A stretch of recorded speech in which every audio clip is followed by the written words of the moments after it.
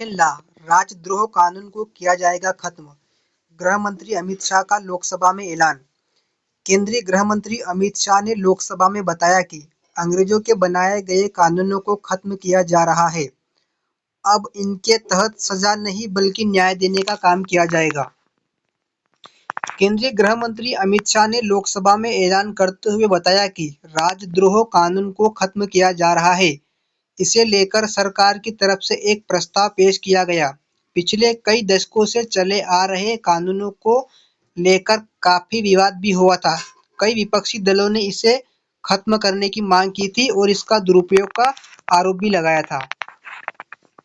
तीनों कानूनों को किया गया खत्म। केंद्रीय गृह मंत्री ने कहा, मैं जो 3 विधेयक एक साथ लेकर आया हूं, वो तीनों विधेयक दंड विधान प्रक्रिया क्रिमिनल जस्टिस सिस्टम को सुधारने वाले हैं। पहला इंडियन पिनल कोड जो 1860 में बनाया गया था। दूसरा है क्रिमिनल प्रोसीजर कोड जो 1898 में बनाया गया था। और तीसरा है इंडियन एविडेंस एक्ट जो 1872 में अंग्रेजों की संसद ने पारित किए थे।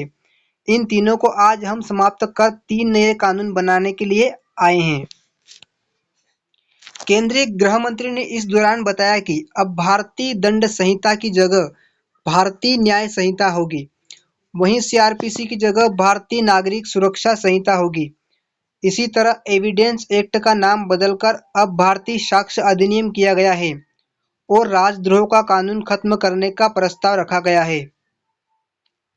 कानूनों का मकसद सभी को न्याय देना है। गृह मंत्री शाह ने कहा कि ये कानून अंग्रेज शासन को मजबूत करने के लिए बनाए गए थे, जिसका उद्देश्य दंड देने का था, न्याय देने का नहीं था। इन तीनों कानूनों को रिप्लेस कर जो नए कानून बनेंगे, उनकी आत्मा भारत के नागरिकों को संविधान के तहत जीतने का अधिकार मिले हैं, उनकी सुरक्षा करना। इन कानूनों का उद्देश्य दंड देना नहीं होगा, सभी को न्याय देना होगा। अब भारतीय आत्मा के साथ ये तीनों कानून लागू होंगे। पहले चैप्टर में महिलाओं के खिलाफ अपराध। गृह मंत्री ने बताया कि इन कानूनों में स्टैंडिंग कमेटी को भेजने वाला हूं, इसलिए इन पर ज्यादा नहीं बोलूंगा। उन्होंने कहा कि इन कानूनों की प्राथमिकता अलग थी। महिलाओं के साथ दुराचार से बड़ा कोई अपराध नहीं हो सकता है। इसको 302 नंबर पर जगह दी गई थी। इससे पहले राजद्रोह, खजाने की लूट, शासन के अधिकारी पर हमला था। इसी अप्रोच को हम बदल रहे हैं। इसमें सबसे पहला चैप्टर महिलाओं और बच्चों के साथ अपराध, दूसरा चैप्टर मानव हत्या और मानव शरीर का जो अपराध आते हैं, इसका आएगा। अमित शाह ने आगे बताया है कि 4 साल तक इस पर गहन विचार विमर्श हुआ है। इस पर चर्चा करने के लिए हमने 158 बैठकें की हैं। भारतीय नागरिक सुरक्षा संहिता जो सीआरपीसी को रिप्लेस करेगी, उसमें अब 533 धाराएं बचेगी। 160 धाराओं को बदल दिया गया है, 9 धाराएं नई जोड़ी गई हैं और 9 धाराओं को निरस्त भी किया गया है। भारतीय न्याय संहिता जो आईपीसी को रिप्लेस करेगी, इसमें पहले 511 धाराएं थी, इसकी जगह 356 धाराएं रह गई है। 175 धाराओं में बदलाव हुआ है, 8 धाराओं में बदलाव हुआ है और 22 धाराएं निरस्त कर दी गई है। भारतीय साक्ष्य अधिनियम जो एविडेंस एक्ट को रिप्लेस करेगा, उसमें 170 धाराएं होगी। पहले 167 थी, 23 धाराओं में बदलाव किया गया है। 1 धारा नई जोड़ी गई है और 5 धाराएं निरस्त भी की गई हैं। क्या है राजद्रोह कानून?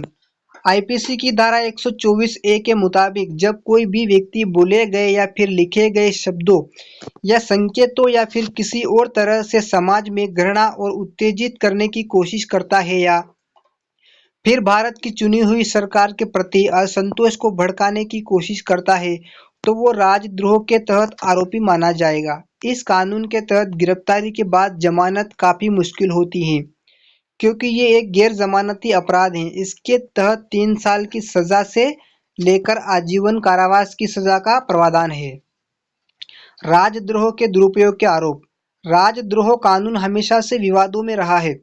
विपक्षी दल सत्ताधारी पार्टी पर इसके दुरुपयोग का आरोप लगाते रहे हैं। केदारनाथ सिंह बनाम बिहार राज्य के मामले में फैसला सुनाते हुए सुप्रीम कोर्ट ने इस कानून की व्याख्या की थी, जिसमें कोर्ट ने कहा था कि इसे कानून व्यवस्था की गड़बड़ी या फिर हिंसा के लिए उकसाने तक ही सीमित होना चाहिए। हालिया मामलों की बात करें तो कांग्रेस नेता शशि थरूर समेत कई पत्रकारों के खिलाफ राजद्रोह के तहत मामला दर्ज कर लिया गया था, जिसे लेकर खूब बवाल हुआ। इसके अलावा हाथरस जा रहे पत्रकार सिद्दीकी कप्पन मणिपुर में सोशल मीडिया पोस्ट करने के बाद पत्रकार किशोर चंद्र वांगखेम के खिलाफ राजद्रोह के मामले भी खूब चर्चा में रहे हैं।